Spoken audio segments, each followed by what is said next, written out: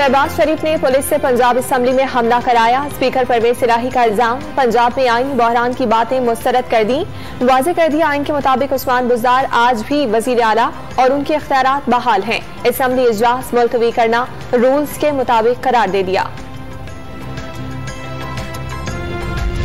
नौ मुंतखब वज़ीर आला हमजा शहबाज की जेर सदारत पार्लिमानी पार्टी का इजलास। पंजाब असम्बली का इजलास मुलतवी होने पर मुशावरत। हुकूमत पास नंबर पूरे नहीं थे, इसलिए इजलास मुलतवी किया गया। लीगी रहनुमाओं का दावा, पंजाब असम्बली मुलाजिमीन के बलबूते पर चल रही है। हसन मुर्तजा की न्यूज कॉन्फ्रेंस।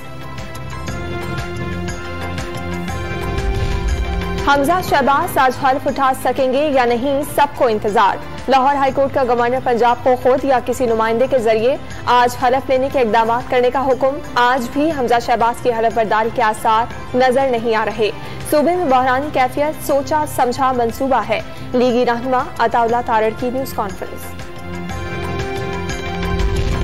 तहरीक इंसाफ और काफिले की हमजा शहबाज के हलफ से मुतालिक फैसले के खिलाफ इंट्रा कोर्ट अपील एतराज आयत। रजिस्ट्रार ऑफिस ने एतराज अपीलों के साथ मुसद्दिका दस्तावेजात न लगाने पर आयद किया।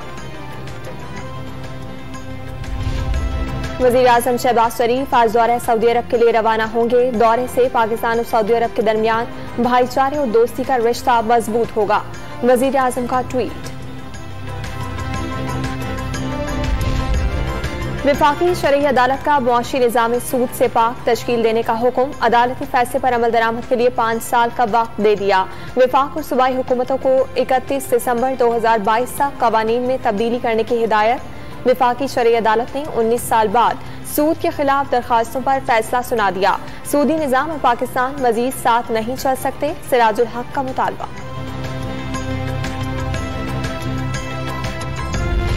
बिजली का बहरान शिद्दत इख्तियार कर गया। मुल्क में बिजली का शॉर्टफॉल 8000 मेगावाट से तजावुज कर गया। शहरी तवील लोड शेडिंग का अजाब झेलने पर मजबूर। शहरों में 12 और देही इलाकों में 18 घंटे की लोड शेडिंग। और महकमा मौसमियात ने 29 अप्रैल से 1 मई और 7 या 8 मई से 2 हीट वेव्स की पेशगोई कर दी। कराची हीट वेव के असरात से दूर रहेगा। मार्च 2022 60 दहाइयों में पाकिस्तान का गर्म तरीन महीना करार।